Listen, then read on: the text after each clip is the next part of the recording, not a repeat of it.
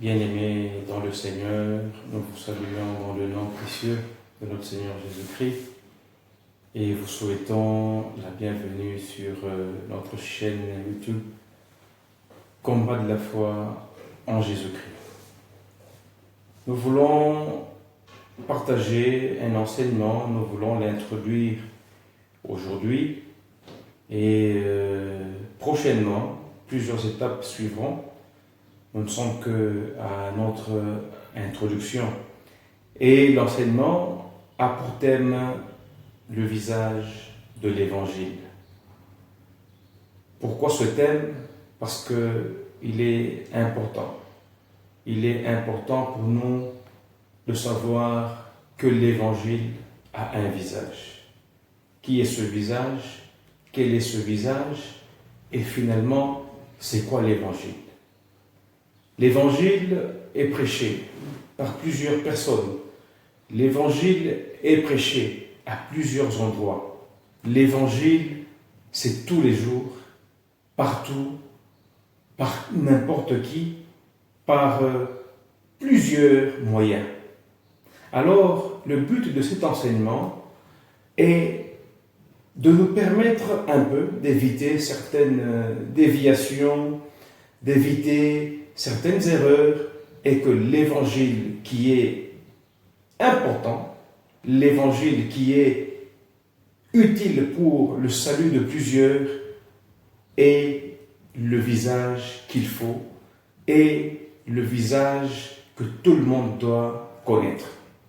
Alors nous voulons définir les deux concepts de notre thème, le visage et l'Évangile. Je voudrais commencer plutôt par Évangile et pour finir par celui visage. En fait, l'Évangile, étymologiquement parlant, signifie bonne nouvelle. Bonne nouvelle. Parce que nous partons du latin évangelium, qui aujourd'hui est traduit par évangile, qui signifie bonne nouvelle. Pourquoi bonne nouvelle? Parce que nous sommes à une période où nous vivons ce que les anciens n'ont pas vécu. De leur moment, de leur temps, plusieurs personnages de la Bible, de l'Ancien Testament, aucun n'a pu apporter le salut que Jésus-Christ seul est venu apporter dans ce monde. Ils ont parlé, ils ont prophétisé, ils ont agi, mais il n'y avait pas de salut. La perdition était la réalité de l'humanité. La perdition était le quotidien de l'humanité. Depuis Adam jusqu'à ce que Jésus-Christ est venu apporter cette bonne nouvelle qui est l'Évangile. Donc, nous n'avons pas à tourner dans plusieurs définitions parce que la plus simple, c'est celle-là. La bonne nouvelle. Et une précision que je voudrais ajouter, il est toujours mieux de compléter la bonne nouvelle du salut en Jésus-Christ.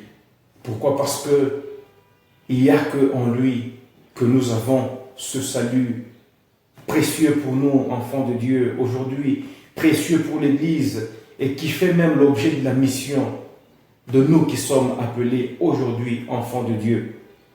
Et nous prenons rapidement le terme visage. Visage de l'Évangile. C'est quoi un visage? On nous dit déjà que le visage est la face antérieure de la tête d'un homme. Le visage a certaines particularités qui font que nous pouvons identifier quelqu'un, nous pouvons identifier quelque chose par ses différents traits, par ses différentes composantes. Donc, le visage est un essentiel identifiant d'une personne. À première vue, j'ai une personne devant moi, je veux savoir de qui il s'agit, je vais rapidement regarder son visage et découvrir ou savoir de qui il s'agit. Donc le visage est un symbole très significatif pour identifier quelqu'un. Et on n'a pas à avoir d'autres et beaucoup de principes sur l'identification d'une personne, sinon lire sur son visage, reconnaître son visage et dire « il s'agit de tel ». Et l'évangile a un visage. L'évangile que nous prêchons aujourd'hui a un visage. Et ce visage ne peut pas avoir plusieurs aspects, sinon plusieurs caractéristiques. Parlant d'aspects, je voudrais dire, ce n'est pas qu'aujourd'hui, le visage de l'évangile peut être différencié l'un de l'autre. Mais le visage de l'évangile, comme tout visage humain, peut être lu selon son aspect. Mais c'est un seul visage, c'est un visage unique que tout le monde devrait connaître, que tout le monde doit connaître. Pourquoi parler du visage de l'évangile? Puisque, comme nous l'avons dit, l'évangile en a un. Et ce visage, c'est celui de Jésus-Christ. Il n'y en a pas deux, il n'y en a pas trois, il n'y a que ce visage que nous devons connaître. Tout celui qui s'appelle enfant de Dieu, tout celui qui prêche l'évangile, tout celui qui parle de Jésus-Christ ne doit présenter que le seul visage de Jésus-Christ. Et ce visage est merveilleux. Ce visage, il faut le connaître. Ce visage, il faut le communiquer à plusieurs. Mais c'est lequel? C'est lequel ce visage? Nous allons rapidement prendre nos Bibles pour lire déjà le premier verset. Je vais rapidement dans Matthieu chapitre 17 et le premier et le deuxième verset. Ce texte commence par déjà une marque de temps. Et on nous dit 6 jours après.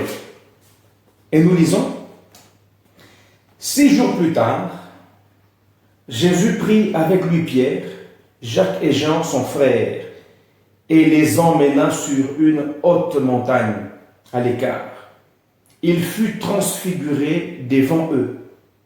Son visage se mit à resplendir comme le soleil. Ses vêtements prirent une blancheur éclatante, aussi éblouissante que la lumière. Voilà déjà le premier texte que nous venons de lire.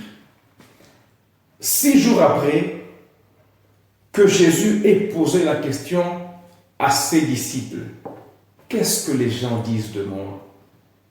Plusieurs ont tergiversé, plusieurs ont essayé de donner telle ou telle autre version.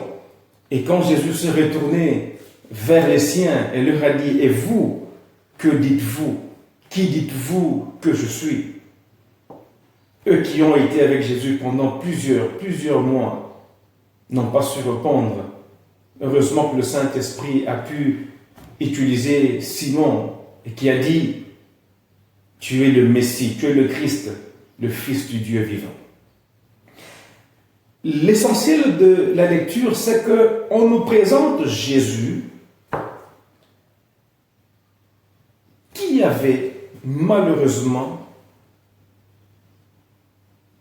pour le diable un visage glorieux et heureusement pour nous, enfants de Dieu, qui aujourd'hui voulons regarder et reconnaître bien ce visage, il a été si merveilleux que nous ne devons que garder celui-là.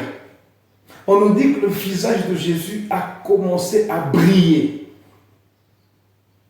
Briller comme le soleil à son midi. Ainsi, on ne dit pas que ils ont vu les yeux, ils ont vu le nez, ils ont vu la forme des oreilles, ils ont vu la forme ronde, la forme carrée du visage. On nous dit seulement que son visage était comme une très grande lumière, comme le soleil. C'est déjà le premier visage. Donc le visage de l'Évangile n'est pas comme le visage d'un homme. Tous le connaissaient comme un homme, fils de Joseph, fils de Marie. Et Jésus a voulu leur montrer son vrai visage. Nous prenons le deuxième texte, qui est dans Deutéronome chapitre 4. Nous partirons du 12e jusqu'au 16e verset. Nous lisons. L'Éternel a parlé du milieu du feu. Vous avez entendu ces paroles, mais vous n'avez vu aucune forme. Il n'y avait qu'une voix. Il vous a révélé les clauses de son alliance, ce qu'il vous ordonnait d'observer, à savoir les 10 commandements. Puis, il les a écrits sur 2 tablettes de pierre. En même temps, il m'a ordonné de vous enseigner des commandements, des lois que vous devez appliquer dans les pays où vous vous rendrez pour en prendre possession. Vous prendrez bien garde à vous-même, car vous n'avez vu aucune forme le jour où l'Éternel vous a parlé au mont Horeb, du milieu du feu. N'allez pas vous corrompre en vous fabriquant des idoles, des figures ou des représentations quelconques d'après le modèle d'un homme, d'une femme. Ça, c'est la version Semeur. Et la version Louis II, on nous parle du visage de l'homme. N'allez pas vous corrompre en vous faisant une forme, un visage d'homme. Donc, aujourd'hui, le Seigneur nous rappelle et nous met en garde dans notre manière de présenter l'Évangile, dans notre manière de donner, de communiquer l'Évangile.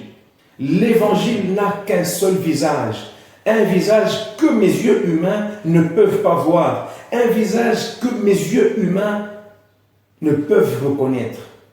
Pourquoi? Parce que, en lisant Matthieu 17, le Jésus que tout le monde connaissait, que Pierre, que Jacques connaissaient, ils n'ont pas reconnu. Ils ont vu un autre Jésus, celui à qui la loi et les prophéties sont venus rendre compte et rendre gloire. On ne nous a pas dit que le visage de Moïse, le visage d'Élie avait brillé, et avec le visage de Jésus, qui avait extraordinairement brillé et changé comme une lumière éclatante. Et aujourd'hui, nous voulons insister sur le fait que l'Évangile a un visage. L'Évangile a le visage de Jésus-Christ. L'Évangile est celui que nous devons reconnaître au premier regard, pas le regard humain, mais le regard spirituel. Pourquoi Moïse rappelle au peuple d'Israël, dans l'Ancienne Alliance, avant qu'il n'aille prendre possession de Canaan, il leur rappelle: prenez garde à vous, ne vous corrompez pas en vous faisant des choses qui ne sont pas acceptables, précisant d'ailleurs que le jour où le Dieu vous a parlé au mont Horeb, vous n'avez vu aucune figure, vous n'avez vu aucun visage, mais vous avez seulement entendu la voix. Et cette voix-là, c'est la voix de Dieu. Donc, il n'est pas acceptable aujourd'hui que je prenne un visage humain pour le coller à la parole de Dieu, pour le coller à la voix de Dieu, pour le coller à l'Évangile. Laissons l'Évangile avec son visage, le visage de Jésus-Christ. Un jour, pour finir cette partie introductive de cet enseignement, le visage de l'Évangile, je vais vous donner un petit récit, une expérience que j'ai eue un bon jour étant en train de suivre une émission à la télévision une émission où on recevait un pasteur qui défendait, qui parlait de l'évangile, qui parlait de la parole de Dieu. Et le journaliste lui pose la question de savoir pourquoi ce jour-ci, pasteur, nous voyons des visages d'hommes sur plusieurs faces de l'église, sur plusieurs affiches, sur plusieurs t-shirts, donc des visages d'hommes imprimés sur des bâches, imprimés sur des affiches. Pourquoi nous voyons ces visages humains? Et la réponse du pasteur m'a fait énormément réfléchir. Le pasteur pose la question au journaliste: si vous avez une photo de Jésus-Christ, donnez-la nous, comme ça on va la mettre sur les différentes enseignes que nous mettons, sur les affiches que nous avons, ainsi tout le monde pourra voir Jésus. A-t-il bien répondu? Je dis sûrement non. Pourquoi le journaliste a-t-il posé la question? Puisque sensiblement, ça n'a pas bien collé et ça ne colle pas. Ce sont des choses qui deviennent habituelles, mais qui ne sont pas correctes. Nous allons, au fur et à mesure que nous allons évoluer avec cet enseignement, présenter c'est quoi ce visage que nous devons garder en nous. Est-ce mon visage à moi, puisque je prêche l'évangile, puisque je parle de Jésus-Christ? Non, ce n'est pas mon visage. Ainsi, nous vous invitons à suivre encore et encore, puisque ça sera disponibilisé sur YouTube, sur notre chaîne Combat de la foi en Jésus-Christ. Ça, ce n'est que l'introduction. Oui, l'évangile a un visage. L'évangile n'a pas plusieurs visages. Essayons de voir dans plusieurs obédiences, dans plusieurs organisations spirituelles, vous verrez des messages, vous verrez des écrits sans aucun visage. Pourquoi nous chrétiens? Pourquoi seulement nous chrétiens? Nous avons plusieurs visages finalement pour l'évangile. Nous avons plusieurs visages qui naissent à gauche, qui naissent à droite, qui naissent le lendemain, qui naissent tous les jours. Plusieurs visages. Et cela crée une très grande confusion dans le peuple de Dieu. Alors, que Dieu vous bénisse et à très prochainement sur notre chaîne YouTube Combat de la foi en Jésus-Christ. Que Dieu vous bénisse. Amen.